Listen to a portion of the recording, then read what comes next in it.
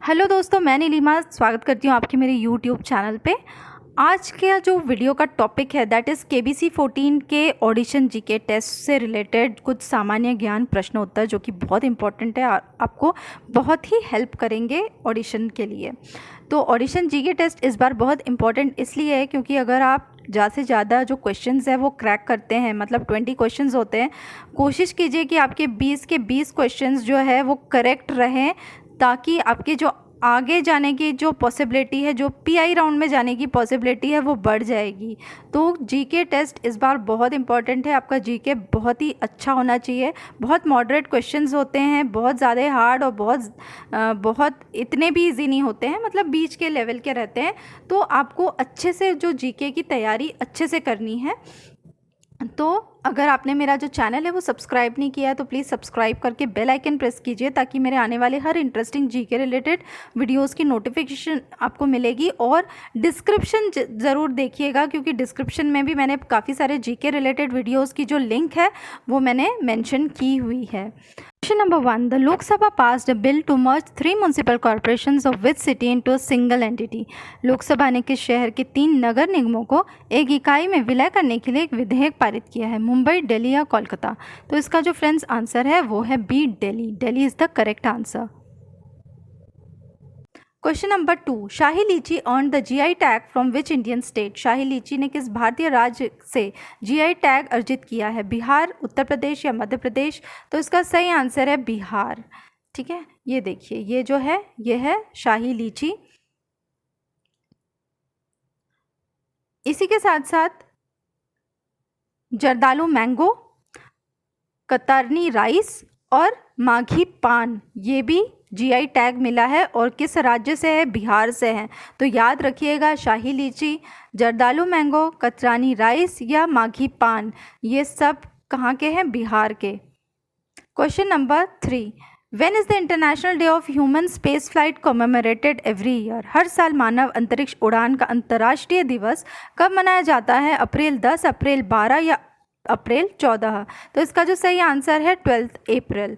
12 अप्रैल 1961, याद रखिएगा 1961 ये बहुत ही इंपॉर्टेंट तारीख है। 1961 को सोवियत नागरिक यूरी गागरिन द्वारा पहला मानव अंतरिक्ष उड़ान जो है इसकी तारीख है 12 अप्रैल 1961, जो बाहरी अंतरिक्ष में यात्रा करने वाला पहला व्यक्ति भी बना। तो ये डेट बहुत इंपॉर्टेंट है। Question number 4. National safe motherhood day is celebrated in India on April 11. The birth anniversary of which personality? Bharat में राष्ट्रीय सुरक्षित मातृत्व दिवस 11 अप्रैल को किस व्यक्तित्व की जयंती पर मनाया जाता है? मदर टेरेसा, कस्तूरबा गांधी या इंदिरा गांधी? तो इसका जो सही आंसर है वो है कस्तूरबा गांधी। क्वेश्चन नंबर 5 बहुत इंपॉर्टेंट है। Which country is the world's largest producer and exporter of palm oil? मतलब ताड़ का तेल। पाम तेल का विश्व का सबसे बड़ा उत्पादक देश कौन सा है? इंडिया, चाइना या इंडोनेशिया? तो यह है इंडोनेशिया। इंडोनेशिया का जो कैपिटल है वो है जकार्ता। इसका जो है फ्लैग भी अच्छे से देखिएगा। Question number 6. Which is the first Hindi novel to be shortlisted for the international Booker prize? अंतर्राष्ट्रीय बुकर पुरस्कार के लिए चुने जाने वाला पहला हिंदी उपन्यास कौन सा है? टॉम्ब ऑफ सैंड, सम्राट अशोक या चिल्लाते हुए अपने को? तो ये जो सही आंसर है वो है टॉम्ब ऑफ सैंड और इसकी जो लेखिका है वो है गीतांजलि श्री द्वारा लिखित टॉम्ब ऑफ सैंड अंतर्राष्ट्रीय बुकर्स पुरस्कार के लिए चयनित होने वाली पहली हिंदी नॉवेल है। तो याद रखिए, ये बहुत इंपॉर्टेंट है। Question number 7. Nagarjun capsule tower which was seen in the news recently is a landmark building of which country? हाल ही में खबरों में रहा नागिन कैप्सूल टावर किस देश का ऐतिहासिक इमारत है? तो जापान, चाइना या रशिया? तो इसका जो सही आंसर है वो है जापान। ये देखिए, यह है कैप्सूल टावर जो कि जापान में है। Question number 8. The book Rest Assured an Autobiography is on the life of which cricketer? Rest Assured an Autobiography किस क्रिकेटर के जीवन पर है? अजित वाडेकर, सुनील गावस्कर या गुंडप्पा विश्वनाथ? तो इसका सही आंसर है गुंडप्पा विश्वनाथ। ये देखिए, Gundappa Vishwanath with R. Kaushik, Rest Assured an Autobiography. Question number 9, who is known as the mother of king Dhritarashtra? राजा धृतराष्ट्र की माता के रूप में किसे जाना जाता है? अंबा, अंबिका या अंबालिका? तो इसका जो सही आंसर है वो है Ambika. Ambika is the correct answer. Question number 10, according to Hindu mythology who invented the musical instrument veena? हिंदू पौराणिक कथाओं के अनुसार वीणा वाद्य यंत्र का आविष्कार किसने किया था? गॉडेस सरस्वती, सेज नारद या सेज परशुराम? तो इसका जो सही आंसर है वो है नारद। क्वेश्चन नंबर 11 बहुत इंपॉर्टेंट है, identify the musical instrument. Rudraveena, sitar या सरोद? ये देखिए, आइडेंटिफाई कीजिए कि ये म्यूजिकल इंस्ट्रूमेंट को क्या बोलते हैं। तो ये जो है ये है ए, रुद्रवीणा। ठीक है, A is the correct answer. जितने भी इंडियन म्यूजिकल इंस्ट्रूमेंट है जैसे कि सितार हो गया, सरोद हो गया, संतूर हो गया, एक तारा, दो तारा, जितने भी इंडियन म्यूजिकल इंस्ट्रूमेंट्स है तो वो अच्छे से उसकी स्टडी कीजिए। बहुत सारे जो पिक्चर वाले जो सवाल आते हैं वो कई बार पूछे जाते हैं म्यूज़िकल इंस्ट्रूमेंट से रिलेटेड। ऐसा माना जाता है कि रुद्रवीणा को भगवान शिव ने देवी पार्वती की सुंदरता के लिए एक श्रद्धांजलि के रूप में बनाया था। माना जाता है कि इस वाद्य यंत्र को सबसे पहले स्वयं शिव ने बजाया था, जिसके बारे में कहा जाता है कि इसमें आध्यात्मिक शक्तियाँ हैं। तो याद रखिए Rudraveena. Question number 13, what is the Sanskrit word that means spirit, person, self, consciousness and deity and also describes the primordial being from whose body the universe was created? Sanskrit शब्द क्या है जिसका अर्थ है आत्मा, व्यक्ति, स्व, चेतना और देवता, और यह भी बताता है कि किसके शरीर से ब्रह्मांड बनाया गया? शक्ति, विष्णु, शिव, पुरुष? तो इसका जो सही आंसर है वो है पुरुष। ऐसे क्वेश्चंस भी बहुत पूछे जाते हैं। संस्कृत मीनिंग इसका क्या होता है, मतलब कुछ जो हिंदी वर्ड्स है उसका संस्कृत मीनिंग क्या होता है, या संस्कृत में कुछ वर्ड देते हैं तो उसका हिंदी मीनिंग क्या होता है। तो ये वाले जो क्वेश्चंस है ये ऑडिशंस में बहुत पूछे जाते हैं। Question number 14, what is the term for each of the 10 books in which the Rigveda is divided? Rigveda को जिन 10 पुस्तकों में विभाजित किया गया है उनमें से प्रत्येक के लिए क्या शब्द है? औरा, चक्र या मंडल? तो इसका जो सही आंसर है वो है mandal. Question number 15, which bird lays more than 100 eggs in one nest in the world? विश्व में कौन सा पक्षी एक घोंसले में 100 से अधिक अंडे देता है? ऑस्ट्रिच, ईमू या क्रेन? तो इसका जो सही आंसर है वो है ऑस्ट्रिच। ये देखिए,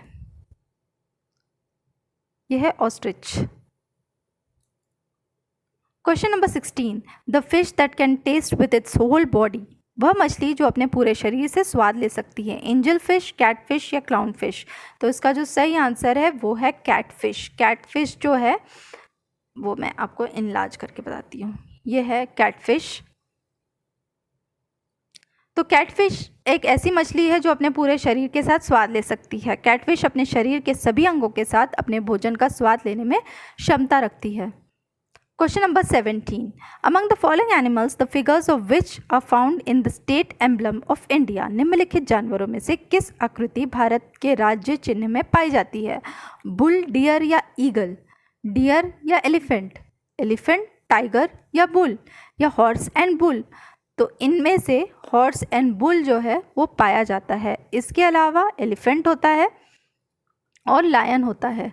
ठीक है, तो ये जो ऑप्शंस है ये गलत है क्योंकि इसमें ईगल नहीं होती है, इसमें डियर नहीं है, इसमें टाइगर नहीं है, इसमें हॉर्स, बुल है और इसके अलावा लायन और एलिफेंट भी है।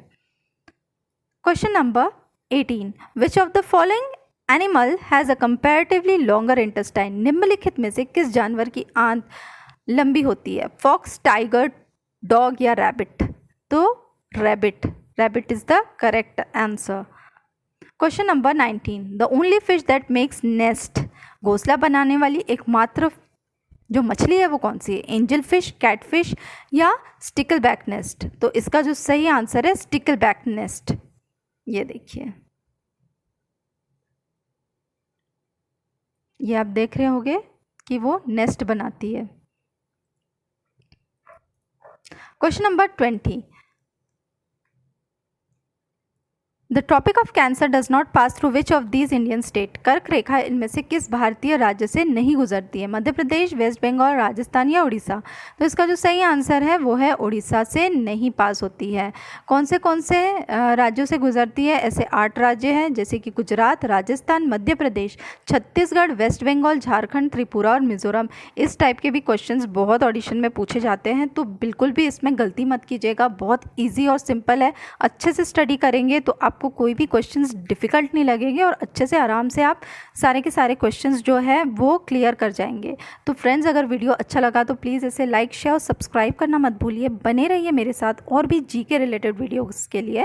डिस्क्रिप्शन देखिए, जीके के बहुत सारे लिंक्स मैंने दिए हैं, वो हर वीडियो ब्राउज़ कीजिए, अच्छे से स्टडी कीजिए। मिलते हैं नेक्स्ट वीडियो पे। All the best for your auditions.